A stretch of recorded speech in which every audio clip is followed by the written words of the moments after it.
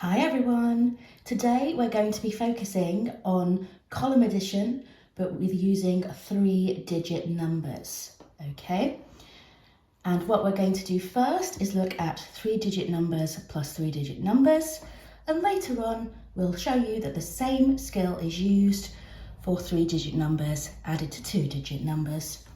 I've got 3 colours here to show you how the steps work, but remember, when you're doing this, you don't need to do that. Okay, step 1. We're going to focus on this question up here.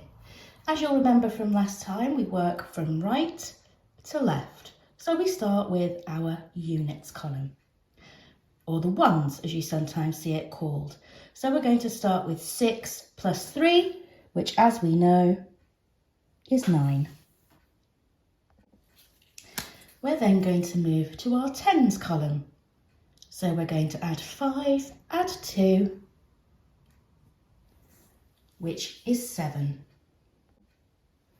Finally, we're going to add our hundreds column. So 4 add 1 is of course 5. So as you can see, we start with the largest number on top plus the smaller number underneath, and we go from right to left. Each column, as we add it up, the answer goes in the empty box underneath. So 456 add 123 is 579. Next, we're going to look at what happens when numbers in the same column add up to greater than 10. So let's start again from the right-hand side. 6 add 5, as we know, is 11. And in the number 11, the unit, or the 1, is 1. But we still have that 10 floating around somewhere, and it has to go somewhere. So where it's going to go is right here. So now that in the tens column, we have the 50 from 456, the 4 from 345, and the 10 from 11. So let's add all of those together. 5 plus 4 is 9, plus 1 equals 10. So the 0 goes in the tens column because there are no zeros in the units column in the number 10. And then 4 and 3 is 7. But don't forget that 1 still needs to go there for the number 10. And let's do the last part of this question. So 4 add 3 is 7, as we said before, but there's that extra 1, we can't forget about it. So all together that column adds up to 8. Now, what you saw in this question here is sometimes called regrouping or exchanging. I like to call it regrouping. So up here, we are now going to look at what happens when there is no digit here to add.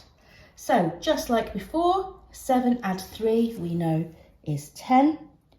So the 0 goes in that column and the 1 there, because think about it this way, 10 would go 1, 0. As you've already guessed, we're going to move on to the tens column. So 6 add 2 is of course 8. Plus 1 is 9.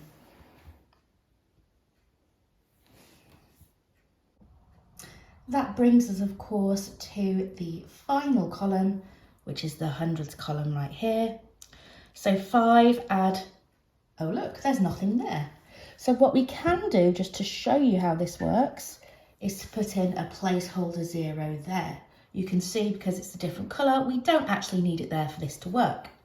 So 5 add 0 is of course just 5. So as you can see, nothing actually happens to any number up here if that box is blank. So pause the video and see if you can do this question now by yourself, and then come back to check the answer. Okay, have you managed to work it out? Let's see if you did. So 7 add 4 is 11.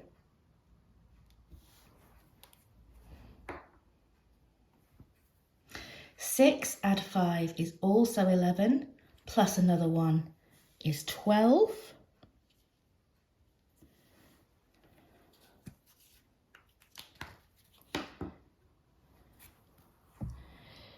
Five plus what would be 0 would be 5, plus 1 is 6. So the answer to that question is 621.